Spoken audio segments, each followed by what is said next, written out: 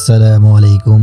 আজ সকাল থেকে মনটা একটু অন্যরকম থেকে বের হয়েছি রাঙ্গামাটির উদ্দেশ্য, একটু প্রকৃতি একটু শান্তির খুঁজে।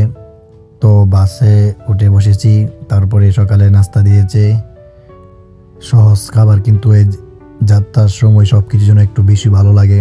আজ আমরা ঘুরে দেখেছি বাংলাদেশের পাহাড়ি সৌন্দর্যের এক অনন্য নাম রাঙ্গামাটি।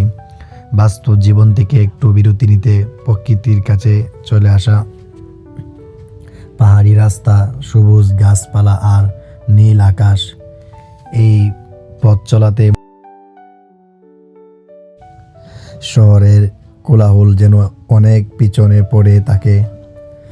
কাপ্তাই লেকের শান্ত জল, পাহাড়ের ছায়া আর বাতাসের শব্দ, এমন পরিবেশে এসে মনে হয় আল্লাহ কত সুন্দর করে পৃথিবী সাজিয়েছেন। এখানে এসে সময় যেন একটু থেমে যায়, কোনো তাড়া নেই, কোনো চাপ নেই, শুধু প্রকৃতি আর নিজের সাথে কিছু নীরব মুহূর্ত। যদি কখনো মনটা ক্লান্ত হয়ে যায়, একবার রাঙ্গামাটিতে চলে আসবেন, কারণ রাঙ্গামাটি শুধু জায়গা না, এটা এক অনুভূতি। পাহাড়ের দিকে তাকালে মনে হয় সব ব্যস্ততা ধীরে ধীরে দূরে সরে যাচ্ছে। এই সবুজ পাহাড় যেন নিঃশব্দে বলে, একটু থামো, একটু শ্বাস নেও। পাহাড়ের নীরবতা অনেক কথা বলে, যা শব্দে বোঝানো যায় না। নদীর পানি ধীরে বয়ে চলে, কোনো তাড়া নেই, কোনো অভিযোগ নেই।